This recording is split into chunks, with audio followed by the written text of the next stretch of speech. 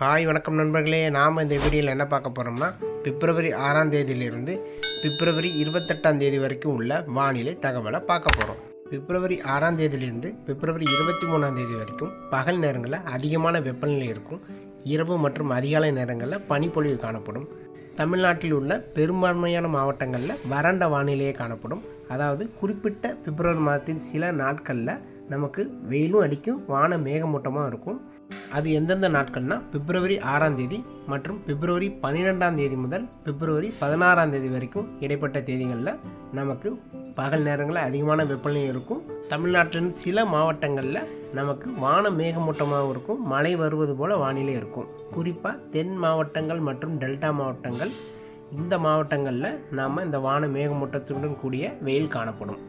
மழை பெய்வதற்கான வாய்ப்பு இல்லை.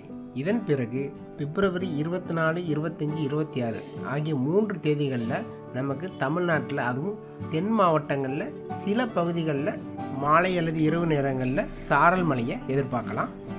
இதன் பிறகு மார்ச் மாதங்களில் தமிழ்நாட்டில் வெப்பசலன மழை தொடங்க போகுது. அதாவது பகல் நேரங்களில் அதிகமான வெப்பநிலை இருக்கும், மாலை அல்லது இரவு அல்லது அதிகாலை நேரங்களில் அந்த வெப்பநிலை பொறுத்து தமிழ்நாட்டின் சில இடங்களில் நாம் மழையை எதிர்பார்க்கறது தான் வெப்பசலன மழை. இந்த மழையானது நமக்கு எந்தெந்த நாட்களில் எந்த மாவட்டங்களில் பெய்யுங்கிறத நாட்கள் நெருங்கும் போது நான் வீடியோக்களை பதிவு செய்கிறேன். மார்ச், ஏப்ரல், மே ஆகிய 3 மாதங்களில் தமிழ்நாட்டில் வெப்பசலன மழை தீவிரமாக இருக்கும்.